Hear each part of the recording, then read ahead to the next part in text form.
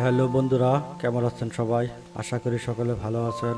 আমি Mohsin, graphics design BD টিউটোরিয়ালে আপনাকে জানাই স্বাগতম।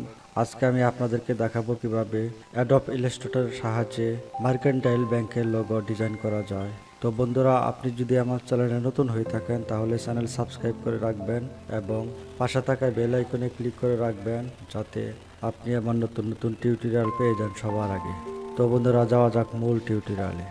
প্রথমে আমি টুলবার অপশন থেকে রেক্টেঙ্গেল টুল নিলাম, মাউসের বাম বাটন ড্রাগ করে এরকম একটি শেপ ড্র করলাম। কালার অপশন থেকে এর ফিল কালার চেঞ্জ করলাম।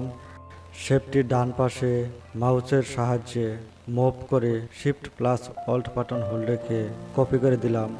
এই শেপটি সিলেক্ট করে টুলবার অপশন থেকে ডাইরেক্ট সিলেকশন টুল নিলাম। এই অ্যাঙ্কর পয়েন্টে ক্লিক করে মাউসের সাহায্যে পয়েন্টটি ভিতরের দিকে ড্রাগ করে কর্নার রাউন্ড করলাম। এখন এই শেপটি সিলেক্ট করে ডাইরেক্ট সিলেকশন টুল নিলাম। এই অ্যাঙ্কর পয়েন্টে ক্লিক করে কিবোর্ড থেকে অ্যারো বাটন একবার প্রেস করলাম। আবার এই অ্যাঙ্কর পয়েন্ট সিলেক্ট করে অ্যারো বাটন 1 2 3 4 5 প্রেস করলাম। এই অ্যাঙ্কর পয়েন্ট সিলেক্ট করে অ্যারো বাটন 1 2 3 4 5 প্রেস করলাম। এই অ্যাঙ্কর পয়েন্ট সিলেক্ট করে অ্যারো বাটন একবার প্রেস করলাম।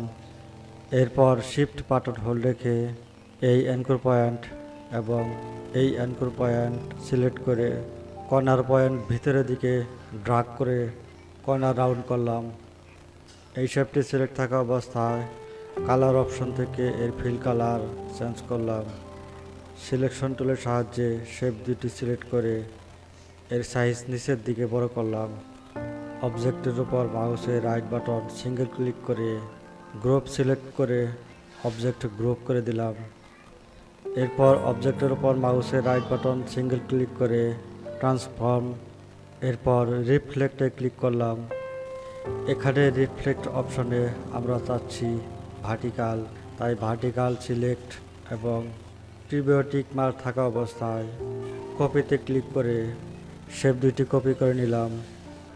মাউসের সাহায্যে শেপ দুইটি ডান পাশে মুভ করে শিফট বাটন হোল্ড রেখে পাশে বসিয়ে দিলাম। অবজেক্টের উপর মাউসের রাইট বাটন সিঙ্গেল ক্লিক করে আনগ্রুপে ক্লিক করে অবজেক্ট আনগ্রুপ করলাম। এখন এই শেপটি সিলেক্ট করে কিবোর্ড থেকে আই বাটন প্রেস করে আই ড্রপার টুল নিয়ে এর কালার চেঞ্জ করে দিলাম। এরপর এই শেপটি সিলেক্ট করে আই ড্রপার টুল নিয়ে এর কালার চেঞ্জ করে দিলাম।